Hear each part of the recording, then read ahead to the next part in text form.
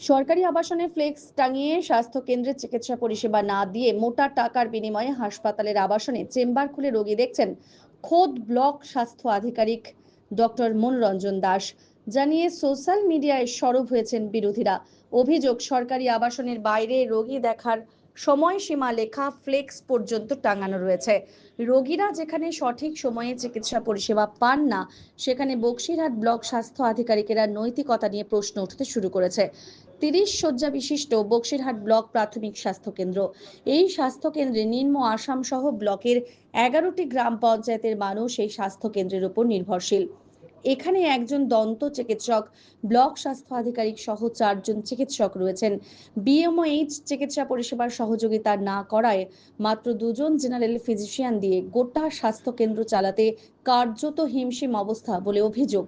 জানা যায়, বেশ কিছুদিন ধরে বিএমওএইচ এর বিরুদ্ধে এই স্বাস্থ্য কেন্দ্রে ঠিকমতো চিকিৎসা পরিষেবা না দেওয়ার অভিযোগ উঠছে। না না, সে প্র্যাকটিস করছে, বুঝুন, প্র্যাকটিস করছে সেটা তো অন্যায় করছে। প্র্যাকটিস এইভাবে তো করা যায় না। সরকারি যা নিয়ম আছে সেটা নিয়ে মেনে প্র্যাকটিস করতে হয়। হ্যাঁ, তো সেটা তো ওর করা উচিত নয়।